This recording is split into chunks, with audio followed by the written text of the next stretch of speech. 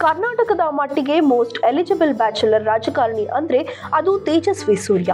ನೋಡೋಕೆ ಹೊಳೆಯು ಚಂದಿರನ ತರ ಇರೋ ಸೂರ್ಯ ಹ್ಯಾಂಡ್ಸಮ್ ಹುಡುಗ. ಸದ್ಯ ತೇಜಸ್ವಿ ಫ್ಯಾಮಿಲಿಯಿಂದ ಸೂಪರ್ ನ್ಯೂಸ್ ಹೊರಬಿದ್ದಿದ್ದು ದೊಡ್ಡ ಸಂಚಲನ ಮೂಡಿಸಿದೆ.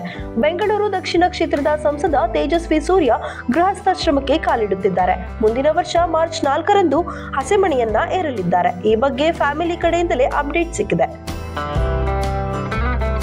ತೇಜಸ್ವಿ ಸೂರ್ಯಗೆ ಯಾವಾಗ ಮದುವೆ ಬಗ್ಗೆ ಕೇಳಿದರೂ ತಿಟಿಕ್ ಪಿಟಿಕ್ ಅಂತಿರಲಿಲ್ಲ. ಈ ವಿಚಾರದ ಬಗ್ಗೆ ಎಲ್ಲಿಯೂ ಬಾಯಿ ಬಿಟ್ಟಿರಲಿಲ್ಲ. ಆದರೆ ಈಗ ಸದ್ದಿಲ್ಲದೆ ಹಸೆಮಣೆಯನ್ನ ಏರಲು ಸಿದ್ಧತೆಯನ್ನ ನಡೆಸಿದ್ದಾರೆ. ಚೆನ್ನೈ ಮೂಲದ ಗಾಯಕಿ ಶಿವಶ್ರೀ ಅವರನ್ನ ತೇಜಸ್ವಿ ಸೂರ್ಯ ವರಿಸಲಿದ್ದಾರೆ. ಈಗಾಗಲೇ 2 ಕುಟುಂಬಗಳು ಈ ವಿವಾಹಕ್ಕೆ ಒಪ್ಪಿಗೆಯನ್ನ ನೀಡಿದ್ದು ಮಾರ್ಚ್ 4ಕ್ಕೆ ವಿವಾಹ ನಡೆಯಲಿದೆ.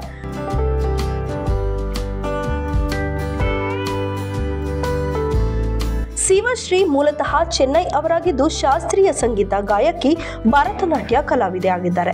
ಶಾಸ್ತ್ರ ವಿಶ್ವವಿದ್ಯಾಲಯದಲ್ಲಿ ಬಯೋ ಎಂಜಿನಿಯರಿಂಗ್ ವಿಷಯದಲ್ಲಿ ಬಿಟೆಕ್ ಪದವಿಯನ್ನ ಪಡೆದಿದ್ದಾರೆ. ಇದರ ಜೊತೆಗೆ ಮದ್ರಾಸ್ ವಿಶ್ವವಿದ್ಯಾಲಯದಿಂದ ಭರತನಾಟ್ಯದಲ್ಲಿ ಎಂಎ ಪದವಿ, ಮದ್ರಾಸ್ ಸಂಸ್ಕೃತ ಕಾಲೇಜಿನಲ್ಲಿ ಸಂಸ್ಕೃತ ಎಂಎ ಪದವಿಯನ್ನ ಪಡೆದುಕೊಂಡಿದ್ದಾರೆ. ಯೂಟ್ಯೂಬ್ನಲ್ಲಿ 1.5 ಲಕ್ಷಕ್ಕೂ ಅಧಿಕ ಫಾಲೋವರ್ಸ್ ಗಳನ್ನ ಹೊಂದಿರುವ ಶಿವಶ್ರೀ ಸ್ಕಂದಕುಮಾರ್ ಕಳೆದ ಜನವರಿಯಲ್ಲಿ ರಾಮನವಮಿ ಸಂದರ್ಭದಲ್ಲಿ ಕನ್ನಡದ ಭಕ್ತಿಗೀತೆಯಾದ ಪೂಜಿಸಲೆಂದೇ ಹೂಗಳ ತಂದೆ ಹಾಡನ್ನ ತಮ್ಮ ಯೂಟ್ಯೂಬ್ ಚಾನೆಲ್ ನಲ್ಲಿ ಹಾಡಿದ್ದರು. ಈ ಹಾಡಿಗೆ ಪ್ರಧಾನಿ ನರೇಂದ್ರ ಮೋದಿ ಅವರು ಕೂಡ ಮೆಚ್ಚುಗೆಯನ್ನ ವ್ಯಕ್ತಪಡಿಸಿದ್ದರು. ಅಲ್ಲದೆ ಲಿಂಕ್ ಶೇರ್ ಮಾಡಿ ಖುಷಿಪಟ್ಟಿದ್ದರು.